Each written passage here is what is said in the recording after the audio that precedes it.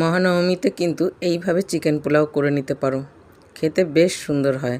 তার জন্য গোলমরিচ, জয়িত্রী, জয়ফল ভালো করে পাউডার করে নিয়েছি। এখানে আদা রসুন পেস্টেরও খুব ভালো করে কাঁচা লঙ্কা দিয়ে পেস্ট করে নিয়েছি। চিকেনের সঙ্গে এখন দই দিয়ে আর বাকি মশলা আর আদা রসুনের পেস্ট দিয়ে খুব ভালো করে ম্যারিনেশন করে রেখে দেবো 1 থেকে 1.5 ঘন্টা। সময় কম থাকলে আধা ঘন্টা রাখলেও চলবে। বেরেস্তা করে নিয়েছি, এখন ওই বেরেস্তার ঘির মধ্যেই ভেজে নিচ্ছি চিকেনের পিসগুলোকে। খুব লালচে রং ধরিয়ে ভেজে নিয়ে ওই তেলের মধ্যেই কাজু কিশমিশকে একটু ফ্রাই করে তার মধ্যে গোবিন্দভোগ চালকে দিয়ে খুব ভালো করে কোট করে নিতে হবে। ঘিয়ের প্রতিটা কোট যেন চালের গায়ে লেগে যায়। এখন গরম জল ব্যবহার করেছি, জলের একদম সুন্দর রেশিও, যতটা চাল তার ডাবল জল। এখন গ্রেভিতে খুব ভালো করে চালের সঙ্গে জাল হয়ে গেলে চিকেনগুলোকে দিয়ে দেব। চিকেন দিয়ে আর নুন দিয়ে, চিনি দিয়ে আর কাঁচা লঙ্কা দিয়ে খুব ভালো করে মিশিয়ে ঢাকা দিয়ে দেবো কিছুক্ষণের জন্য।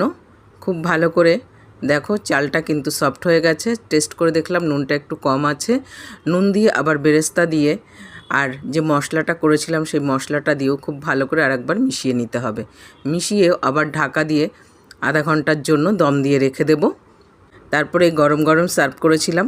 একটু ঠান্ডা করে নিলে একদম ঝুরঝুরে হয়ে যাবে। অবশ্যই ঘরে ট্রাই করো, সবাই খুব হ্যাপি হয়ে যাবে, ঘরের গেস্টরাও।